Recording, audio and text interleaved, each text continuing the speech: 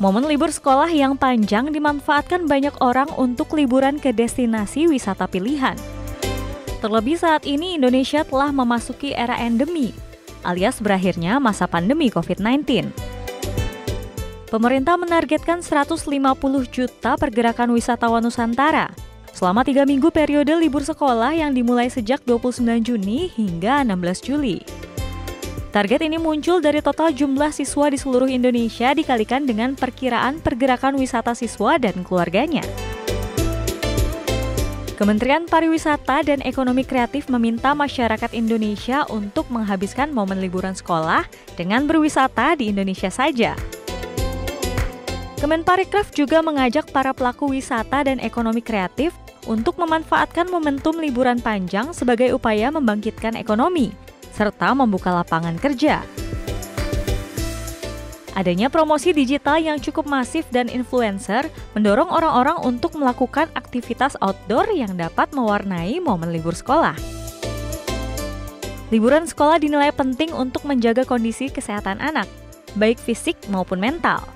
Liburan juga dapat membantu anak menemukan atau melakukan kembali hobi yang selama ini tidak bisa dilakukan, mengingat padatnya aktivitas sekolah. Dan yang tak kalah penting, waktu liburan dapat memberikan kesempatan kepada anak untuk lebih membangun kedekatan bersama keluarga.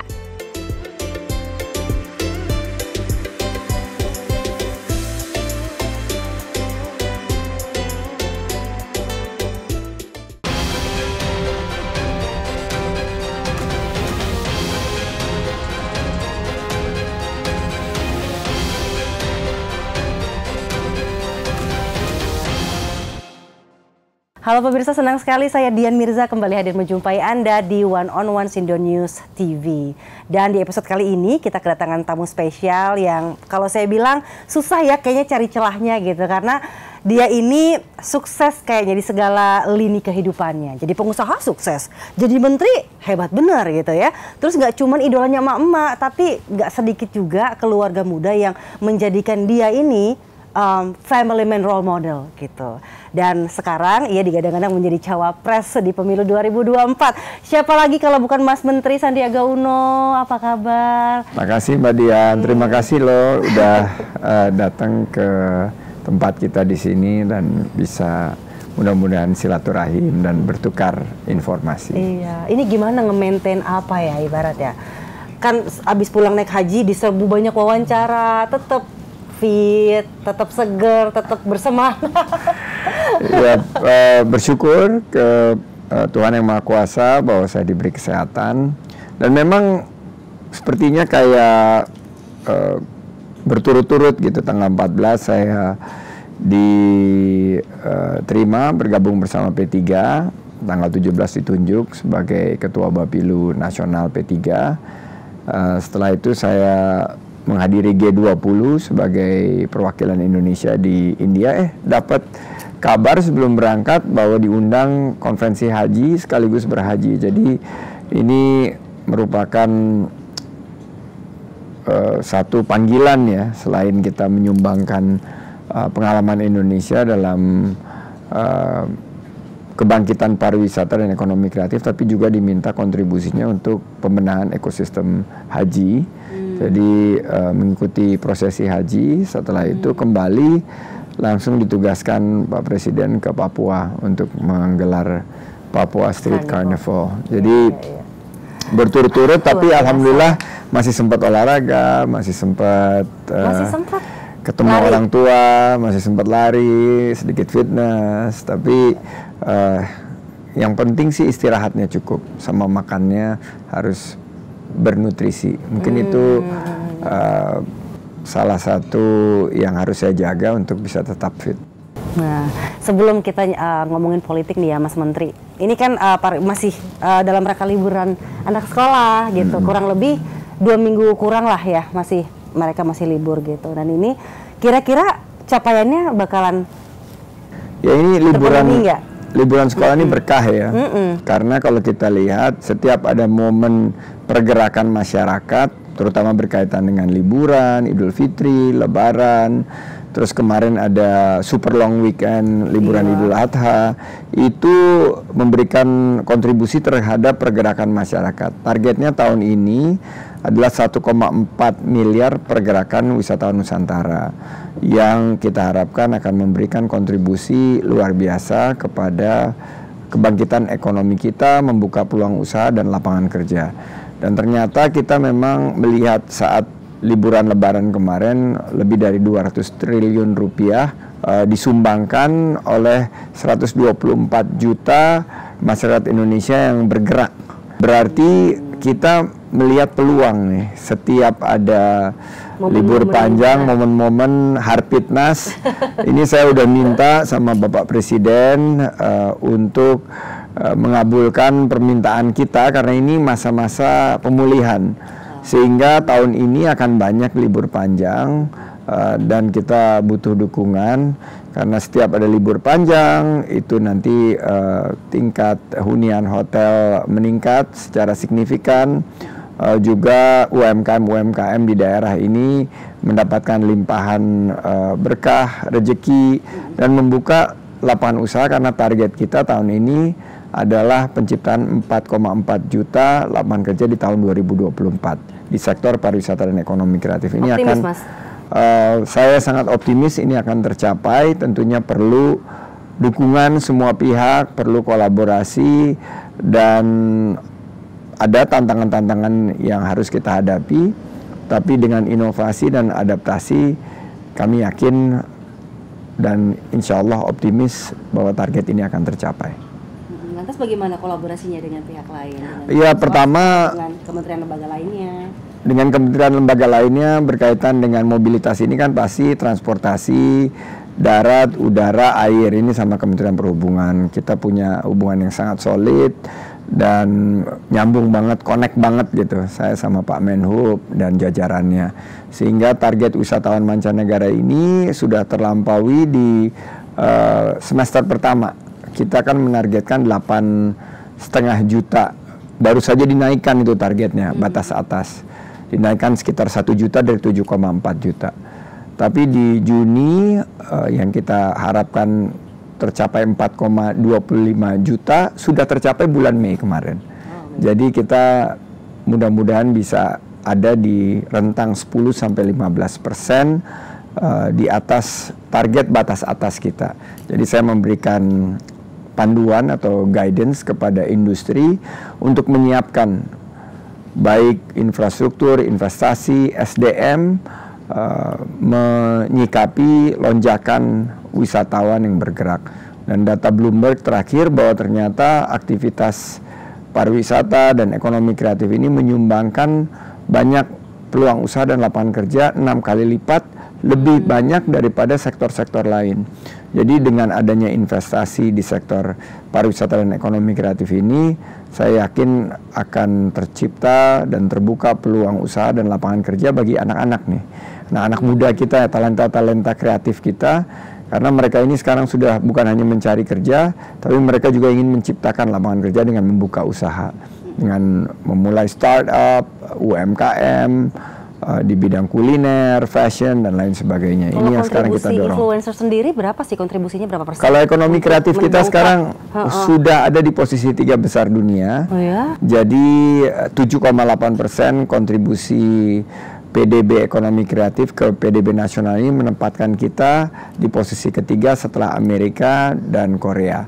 Berarti kita sudah ada di 3 besar. Nah, bagaimana caranya kita mengkonversi bonus demografi kita beberapa tahun ke depan ini agar anak-anak muda ini bisa menciptakan nilai tambah dan percepatan pembangunan sehingga target Indonesia menjadi negara maju di 2045 itu bisa tercapai. Saya sangat yakin. Berapa persen sih kalau influencer sendiri untuk mendongkrak si sektor pariwisata ini? Kalau dari pariwisata dan ekonomi kreatif, influencers yang menciptakan konten kreatif maka akan berkontribusi 65% terhadap peningkatan omset. Baik omset destinasi wisata maupun usaha ekonomi kreatif seperti kuliner, fashion, produk-produk kria maupun produk ekonomi kreatif lainnya. Jadi influencers ini memegang peran yang sangat penting dan kita memiliki jaringan yang sangat erat dengan para influencers, karena mereka ini aset kita. Mereka jadi duta-duta pariwisata dan ekonomi kreatif kita. Jadi saya juga menyampaikan bahwa jangan sampai ada berita negatif nih tentang pariwisata dan ekonomi kreatif, karena kita bersaing dengan negara-negara tetangga lainnya, tapi kita juga berkolaborasi. Oleh karena itu, ciptakan situasi yang kondusif, berita-berita yang negatif itu segera di counter, sehingga para influencers memiliki peran yang sangat strategis dalam pemulihan ekonomi kita ke depan. Tapi memang sangat berasa ya sekarang tuh, khususnya untuk masyarakat ekonomi menengah ke atas gitu. Biasanya mikir kalau liburan dikit lari ke Singapura, ke Tokyo, ke Hong Kong. Sekarang tuh udah banyak, bahkan kalau saya scroll media sosial sendiri ya, ini dia lagi di mana nih? Ya, berasa dari di Disneyland, ternyata cuma di mana, di Cibubur, di Bandung. Ternyata udah banyak banget. Udah gitu. Banyak. Jadi spot-spot healing kita sebutkan, spot-spot healing yang bisa refreshing tapi nggak bikin kantong kering, apalagi kepala pening, itu ada di sekitar kita. Dan mulai lokusnya dari wisata buatan seperti taman rekreasi, water park, sampai ke wisata alam, curug, trekking, ekoturism, maupun juga wisata-wisata yang berkaitan dengan event. Seperti ada festival, karnaval, konser. Ini sekarang lagi musimnya konser, dan konser-konser ini semuanya pada full dan banyak ditunggu oleh masyarakat kita. Kalau saya juga yakin kan Kemenparekraf menyiapkan paket-paket wisata kan yang menarik kan, lebih dari 100 kalau nggak salah ya Mas Menteri. Ya, ada lebih dari 100 paket wisata yang kita siapkan bersama dengan Kementerian Pendidikan dan Kebudayaan, Riset dan Teknologi, karena liburan ini yang akan menjadi penggerak itu kan anak-anak sekolah. Mereka, yang edukatif juga. Ya, mereka ingin studi tour dan tempat-tempat favorit mereka itu seperti Jogja. Ini sekarang sangat diminati, juga Magelang, Borobudur. Mereka bergerak pakai kereta, kadang-kadang pakai kendaraan darat. Juga spot-spot di Jawa Barat dan beberapa spot-spot off mainstream ya, jadi bukan yang biasa dikunjungin seperti desa wisata. Ini desa wisata ini salah satu pandemic winner, karena selama pandemi justru naik 30% kunjungannya. Jadi kita lagi kembangkan desa wisata dan ada sekitar 4.500 desa wisata yang telah berkontribusi terhadap ketangguhan resiliensi daripada sektor pariwisata kita dalam kepulihannya, yang sekarang kita sudah di atas Thailand, Vietnam, Malaysia dan Filipina nih ranking dunianya. Jadi ini merupakan suatu prestasi yang harus kita pertahankan, justru harus kita tambah untuk momentum pemulihannya. Jadi harapan ada pergerakan dari satu kabupaten ke kabupaten lain itu. Ya, ini pergerakan wisata Nusantara ini diukur dari satu kabupaten ke kabupaten yang lainnya dalam rentang waktu 6 jam. Jadi ini pergerakan ini sudah dihitung ternyata memberikan dampak ekonomi yang signifikan, terutama dari segi konsumsi. Karena konsumsi rumah tangga kan kita ketahui sebagai penggerak ekonomi kita. Dan kalau kita lihat konsumsi secara totalitas adalah lebih dari 55% dari ekonomi kita. Jadi kalau kita ingin mencapai pertumbuhan di atas 5%, mudah-mudahan bisa di atas 6%, ini kita harus dorong konsumsi. Dan salah satu yang mendorong konsumsi ini adalah libur panjang, healing, spending, dan mereka sekarang bukan hanya ingin liburan, tapi mereka ingin cari pengalaman. Jadi ingin mencari pengalaman baru, sebuah ekspedisi atau eksplorasi yang data kami memperlihatkan bahwa lebih dari 40% mereka bergerak itu bersama keluarga. Jadi kita selalu memberikan pesannya secara targeted dan segmented itu kepada keluarga untuk mereka bisa mengambil kesempatan liburan ini untuk selain mereka sejenak rehat, tapi juga mereka bisa mendapatkan ilmu pengetahuan selama mereka berlibur di musim liburan sekolah ini. Jadi lebih impactful ya pengalamannya ya Mas Menteri. Ini ngomong-ngomong soal konsumsi juga, Kemenparekraf kan memfasilitasi akses pembiayaan 50 ya pelaku subsektor kuliner Indonesia di luar negeri. Ini programnya Indonesian Restaurant Fundraising. Ini gimana untuk membuka pintu bagi pelaku bisnis kuliner di Indonesia di pasar internasional? Jadi program ini diluncurkan oleh Bapak Presiden Jokowi di Dubai 2020 dan 2021. Nama program besarnya adalah Indonesia Spice Up the World dengan target 2.000 restoran tambahan melengkapi 4.000 restoran Indonesia di luar negeri dan mendukung ekspor rempah kita mencapai 2 miliar dolar. Kan dulu ratusan tahun yang lalu orang-orang Eropa dari mancanegara datang ke Indonesia untuk mencari rempah, namanya spice route. Kalau China itu Silk Route, nah Indonesia punya spice route. Dan kalau China programnya adalah One Belt One Road, kita punya Spice Up the World. Nah, Indonesia Spice Up the World ini salah satu yang dirasakan perlu sentuhan pemerintah adalah pembiayaan.